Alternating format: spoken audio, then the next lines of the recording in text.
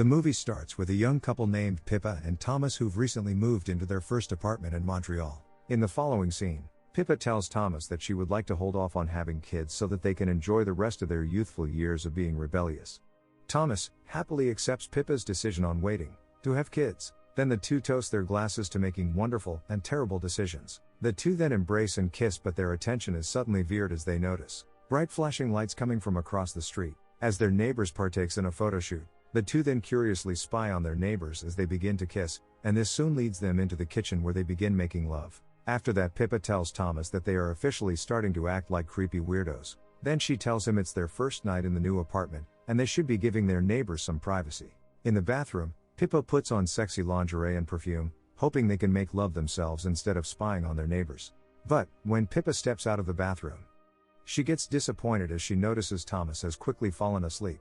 Pippa then lays in bed, with a disappointed look on her face as things didn't go as she had planned. The following day, Pippa heads to work with her best friend Ari, where she works as a trainee optometrist for a company called Les Optiques. Pippa tells Ari that last night her and Thomas witnessed a gorgeous couple making love in the building across the street, but she tells Ari that it wasn't okay for them to secretly spy on the couple. However, Ari tells Pippa that the couple may be exhibitionist and that watching them make love would actually be the polite thing to do. Soon after, Dr. Sato comes to Pippa's office and she gifts her with a Japanese bird feeder as a housewarming gift for her new apartment.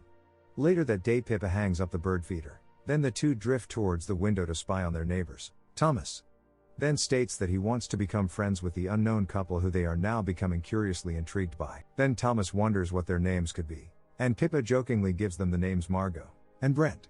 The following day, while walking past an antique store, Pippa spots a nice pair of binoculars that she buys in order to get a better view as she spies on the couple. Back at home, Pippa and Thomas immediately puts the binoculars to use, watching as Brent takes photographs of a beautiful topless model. And things soon get flirtatious between the two as Brent begins to kiss and caress on the woman.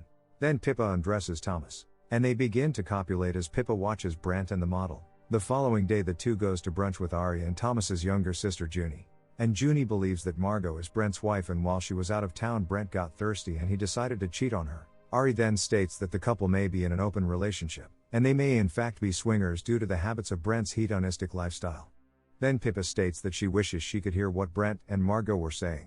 Junie then reveals that back in college, Thomas figured out how to secretly listen in on another room using a long-range microphone and a laser pointer. After this, Thomas explains to Pippa that a large picture window vibrates when you make a noise. So if you shine a laser through the window, it also vibrates, and if you're able to capture the pattern of the vibration, you can translate that into waveforms and hear the actual sounds coming from the other room. And Thomas and Pippa plan to sneak into Brent and Margot's apartment to pull this off, as they notice they are throwing a Halloween party. Later that night, Pippa and Thomas dress up in their costumes as they go to the Halloween party in order to secretly place a mirror in Brent and Margot's apartment. While at the party, Pippa tugs on Thomas's cape, signaling him to block her. Then she quickly places a piece of gum on the back of the mirror, and she places it on the statue. Back at home, Pippa and Thomas proceeds to set up the laser pointer. Thomas then carefully shines the laser pointer into the apartment while being guided by Pippa. And they soon find the mirror in no time as Thomas successfully shines the laser pointer directly on it. After that, Thomas tells Pippa that they need to find the reflective laser that's being bounced off the mirror. And Pippa gets an idea as she grabs the chalk erasers and gathers chalk from off of the blackboard. And she claps the erasers together, creating a light fog in the air that soon exposes the laser pointer. Then Thomas goes to work on his audio digital mixer to balance out the waveforms. And, with a few adjustments and minor tweaks, the sound of Margot and Brent talking begin to play through the speakers. And with the sound clear, Margot can be heard confronting Brent about his adultery at the party, claiming that she saw him cheating with another woman. However, Brent angrily denies sleeping with the woman at the party and claims that Margot actually makes up lies and accuses him of cheating in hopes to end their relationship. Brent goes along to persuade Margot that her suspicions about him cheating are baseless.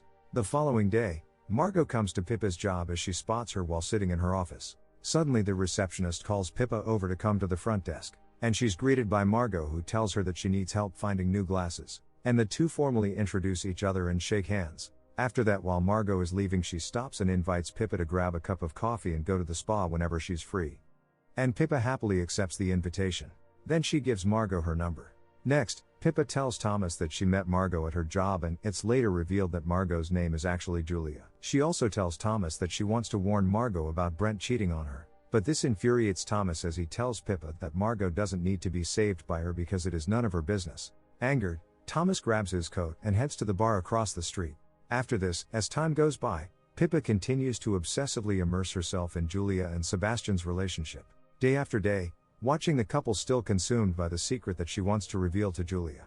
And also unassisted by Thomas, who's completely disregarded spying on Sebastian and Julia, leaving Pippa to sadly dwell alone in her obsessive habit. One day, while spying on Sebastian, Pippa watches as he has intercourse with two women while Margot is away. She also watches as Sebastian disposes of the used condom in the bathroom trash can. Later that night, Pippa figures out how to access Julia and Sebastian's wireless printer, which she uses to anonymously send messages exposing Sebastian's infidelity. Julia goes to read the message, but she quickly crumbles it up and throws it away. Adamant, Pippa sends another message telling Julia about the used condom Sebastian threw away in the bathroom trash can. Pippa quickly goes to watch Julia, as she looks over and hears the message coming through the printer. Unexpectedly, Thomas comes and startles Pippa, asking her what's going on. And the two watch as Julia finds the used condom in the bathroom trash can. After that, infuriated by finding the condom, Julia goes to the kitchen and grabs a sharp knife and makes her way to the bedroom where Sebastian is sleeping. Moreover, Julia stands over Sebastian with the knife and lunges the blade down, but she stops midway as she couldn't bring herself to stab him.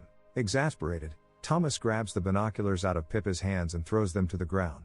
The following day, Pippa apologizes to Thomas and tells him that she will throw away the binoculars, and she won't see Julia ever again. Thomas accepts her apology, and as they hug, Pippa gets horrified and quickly grabs the broken binoculars, and sees Sebastian has found Julia's lifeless body covered in blood, apparently after she fatally wounded herself last night. Unable to fathom what Pippa has caused, Thomas quickly grabs his things and tells Pippa he has to leave and he can't be with her anymore.